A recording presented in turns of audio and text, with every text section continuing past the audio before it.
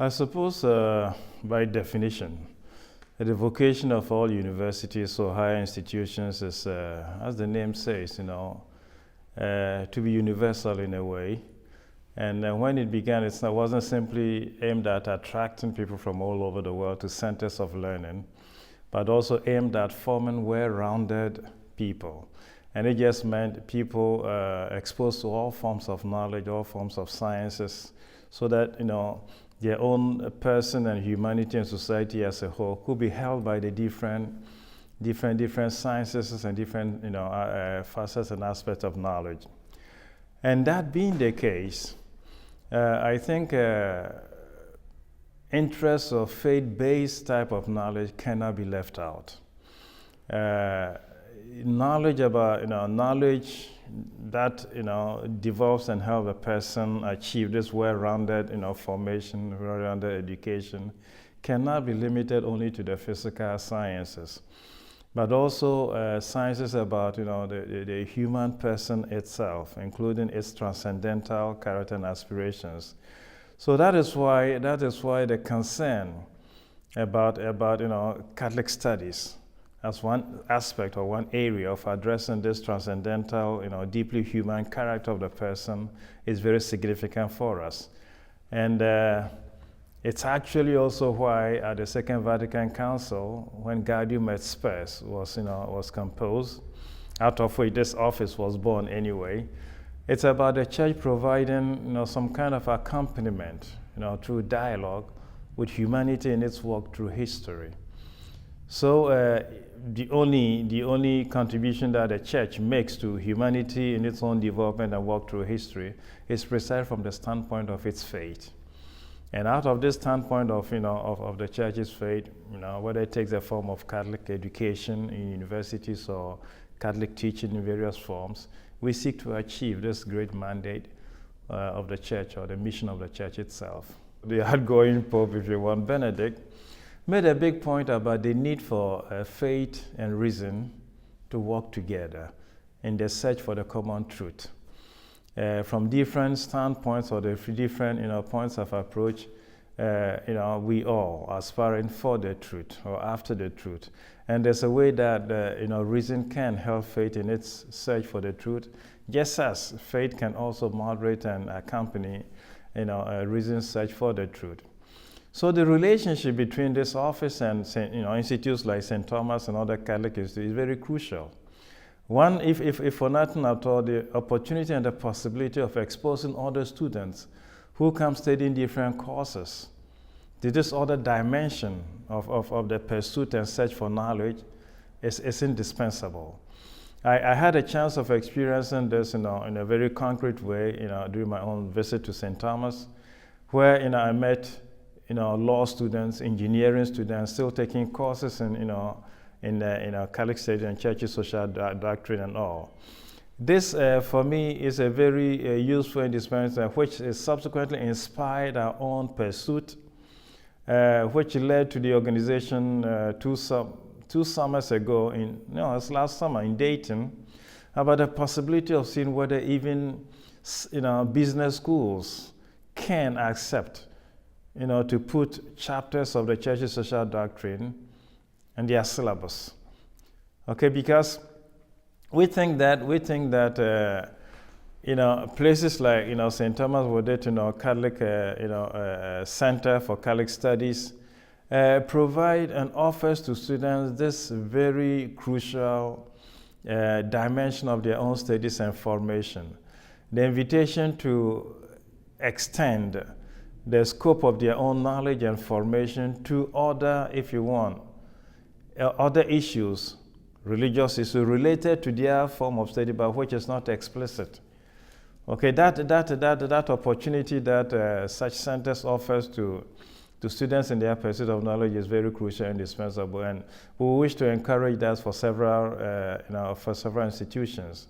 We'd hoped, and I think it's still something we're working on, that when last June, we gathered in Dayton, the idea was to see whether this could be accepted by all, presidents of universities or even deans of churches at least beginning with the business schools. to accept chapters or paragraphs of the church's social doctrine on their syllabus, so that business students are not at a certain point. I think there's the need to stop doing firefighting. Just allow students to form or be formed in any way, and then when the issues arise, you come at them with ethics, or then invite them to extend their scope to ethical considerations and all. We think it will be far more useful if already in their formation, these ethical considerations can be introduced. So it becomes part of their own formation. It's not something that is thrown at them secondary and later in life, but that becomes a coherent and integral part of their formation. And that's what I suppose, that's what we give credit, at least for, the Center for Catholic Studies in, the 1804.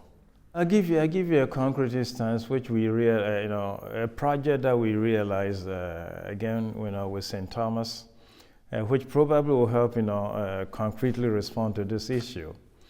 When the Pope came out in 2009 with the encyclical Caritas in Veritate, it was about human development, integral human development, and the invitation to consider a human person, having the twofold dimension of material and whatever, and then the spiritual transcendental character that needs to be looked at. Subsequently, we did 2 workshops or seminars here.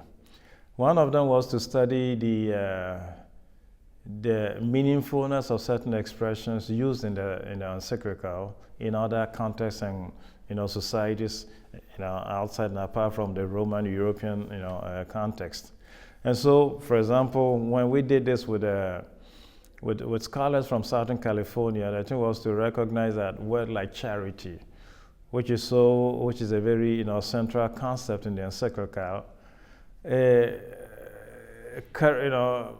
increasing around the risk in the U.S., for example, where every soup kitchen is charity and all of that, of losing this depth of meaning.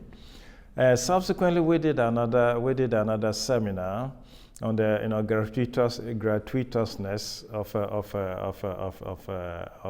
the gift in the church social doctrine, and out of that was born the decision to provide some small vademecum, or some small aid, some small steady support for businessmen. And that, again, with the help of St. Thomas. Principal leading the team was Professor Norton. They followed the putting together of the concepts and the thoughts expressed at this seminar into what became the vocation of the business leader.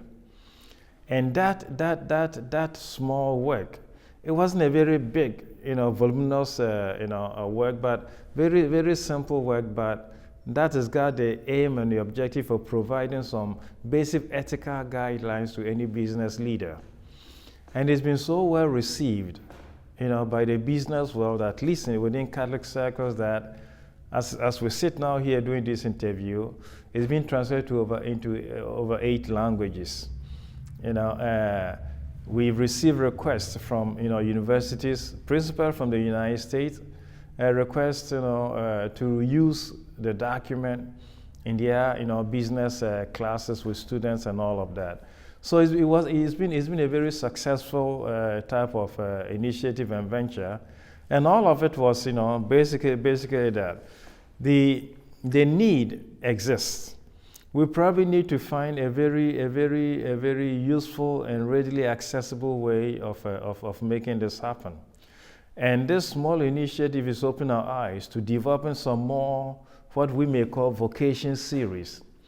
So after this, we're looking now at the vocation of political leaders, which will be in the area of governance and politics. And subsequently look at developing other vocation. So the big thing is like inviting people in the various states of life to consider their state of life as a vocation. And so giving it a meaning which supersedes their own particular, if you want, concern about, salary, remuneration, and gains. But to see that, calling that vocation just means that it's got significance also before God in the plan of God. Okay, and there's a dimension to this which goes beyond, the here and now and the gains that anybody may aim after and receive. But it's also something that is that fits in the plan of God, and therefore also for the well-being of the human society and humanity itself. Ultimately, this can lead to the healthy development of a network. Okay, we aiming first at developing a network of centers of Catholic social teaching, okay, all around the world. St. Thomas is one case. I know that there's an institution similar to this in the Philippines. There's one that is developing in Gwangju in Korea. There's few in Latin America, in Argentina, in Peru. The Catholic universities in Africa are thinking of developing faculties of church social doctrine. So we want to basically network all of these centers of Catholic social teaching or Catholic social studies, so that at least there can be an organic, as it were, organic body that actively follows not the influence, but the inspiration of all pursuits of knowledge with this other concern from the church's point of view, from the social doctrine and all. Because I think that increasingly we should help people move away from the fact that religion has no place in society, and religion has no place in our public sphere of life and all of that. And we think that one of the useful ways of having people overcome, okay, this separation between spheres of life and spheres of knowledge and all of that, is precisely to show that these sciences, especially inspired by the social teaching of the church, help promote basically the same aims that other secular sciences seek to achieve. So yes, the relationship is a very useful and a healthy one. We seek to promote it.